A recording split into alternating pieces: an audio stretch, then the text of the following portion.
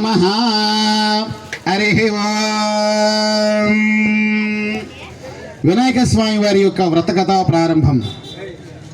విఘ్నేశ్వర స్వామి వారి పుట్టుక, మొదటి పూజ ఆయనకి ఎందుకు చేస్తారు, ఇలాంటి విషయాలన్నీ కూడా చంద్రుని ఎందుకు చూడకూడదు, చివరికి మళ్ళా చూసేటువంటి అవకాశం ఏ విధంగా వచ్చింది, ఇలాంటి ఘట్టాలన్నీ కూడా మనకి ఈ వ్రతకథలో వినిపిస్తాయి. ఈ వ్రతకథ ఎవరైతే వింటారో, విని అక్షంతలు నెత్తి మీద వేసుకున్నప్పుడే పూజా ఫలితం మనకు సంపూర్ణంగా దక్కిద్ది. కాబట్టి అందరూ సావధానంగా శ్రద్ధగా వినండి. పూర్వం రాక్షసులు దేవతలు అని ఇద్దరు భూమి మీద ఉండేవాళ్ళు. అందులో రాక్షసులు రజోగుణానికి సంబంధించినటువంటి వాళ్ళు వాళ్ళ స్వార్థపు కోరికల కోసం ఎంతో కష్టపడి భయంకరమైన తపస్సులు చేసి దేవుణ్ణి ప్రత్యక్షం చేసుకొని ఆయా రకాల వరాలు వాళ్ళు పొందేవాళ్ళు. అలాంటి వారిలో గజాసురుడు అనేటువంటి ఒక రాక్షసుడు ఉన్నాడు. గజాసురుడు అంటే గజ అంటే ఏనుగు అని అర్థం, అసురుడు అంటే రాక్షసుడు, ఏనుగు రాక్షసుడు అని అర్థం. అంటే ఆయనకి శరీరం ఎలా ఉంటుందంటే మన భుజాల వరకు మానవ శరీరమే, తలకాయ వరకు ఏనుగు తలకాయతో పుట్టాడు ఆయన. అందుకనే ఆయన గజాసురుడు అంటారు. కొంచెం డిఫరెంట్గా ఉంటాడు అతను పరమశివుడి కోసం తపస్సు చేశాడు. ఎవరైతే ఏ దేవత కోసం అయితే తపస్సు చేస్తుంటారో వాళ్ళ అంతరాత్మ, వాళ్ళ మనస్సంకల్పం ఆ దేవతకి ప్రతి క్షణం వెళ్ళి తగులుతూ ఉంటుంది. వాళ్ళకి నిద్రపోతున్నా తింటున్నా కానీ ఆ దేవతాశక్తికి ఈ తప ప్రభావం వాళ్ళ మీద పడుతుందన్నమాట. సో అట్లా ఆయన గజాసురుడు కొన్ని సంవత్సరాల పాటు నిర్విరామంగా కంటిన్యూస్గా చేసే వరకే అది పరమశివుడికి చాలా సంతోషం అయిపోయి ప్రత్యక్షమయ్యి కళ్ళెదురుగా కనపడి, గజాసుర నీ తపస్సులో నుంచి ఒక్కసారి బయటికి రా అన్నాడు. కళ్ళు తెరచగానే ఎదురుగా స్వామి ఉన్నాడు. స్వామిని ఎంతో విధంగా పొగిడి స్తోత్రాలు చేసి పాదాలకు నమస్కారం చేసుకున్న తర్వాత, నీకేం కావాలని ఇంత కష్టపడుతున్నావు చెప్పు, ఇస్తాను అన్నాడు. స్వామి, మానవ శరీరం అనేది ఏదో ఒక రోజుకి వెళ్ళిపోయేదే కదా, కానీ ఈ మానవ శరీరంలో నా తల అనేది చాలా ప్రధానమైనది. కాబట్టి ఇంకోటి ఏమనుకుంటున్నానంటే, పరమశివుడు అంటే మృత్యువులైనటువంటి వాడు, మృత్యుంజయుడు, చిరంజీవి అని అంటారు కదా. అలాంటి నువ్వు గనక నా శరీరంలో గనక వచ్చినట్లయితే నాకు ఇక మరణమే ఉండదు కదా, నేనే శివుణ్ణి కదా, నువ్వే నేను, నేనే నువ్వు కదా.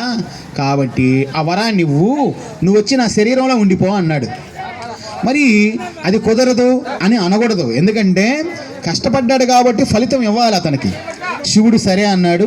ఒక చిన్న ఆత్మస్వరూపంగా మారిపోయి ఆ యొక్క గజాసురుడు రాక్షసుడి యొక్క శరీరంలోకి వెళ్ళిపోయాడు.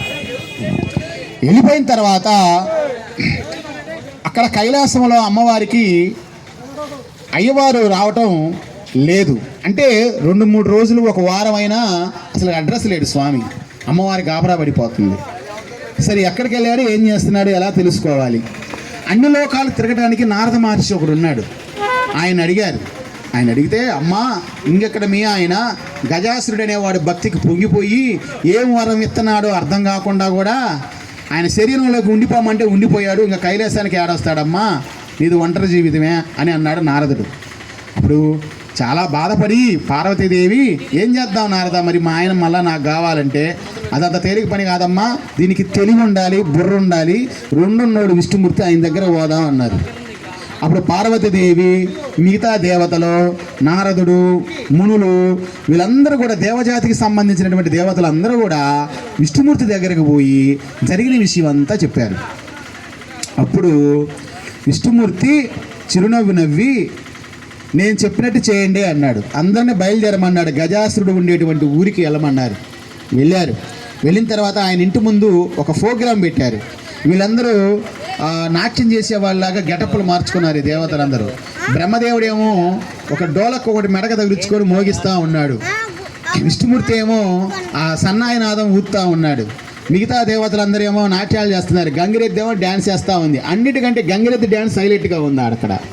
గజాసురుడు బయటకు వచ్చాడు, చూశాడు, చాలా ఆనందం వేసింది ఆయనకి. మరి నా ఇంటి ముందు వచ్చి 2 గంటల నుంచి వేస్తున్నారు మీరు ఈ డ్యాన్సు, చాలా ఆనందం కలిగింది, మీకు ఏదో ఒకటి ఇద్దాం అనుకుంటున్నాను, కాబట్టి మీరు ఏది అడిగితే అది ఇస్తాను, కోరుకోండి అన్నాడు. అప్పుడు విష్ణుమూర్తి వచ్చాడు తెలివిగా.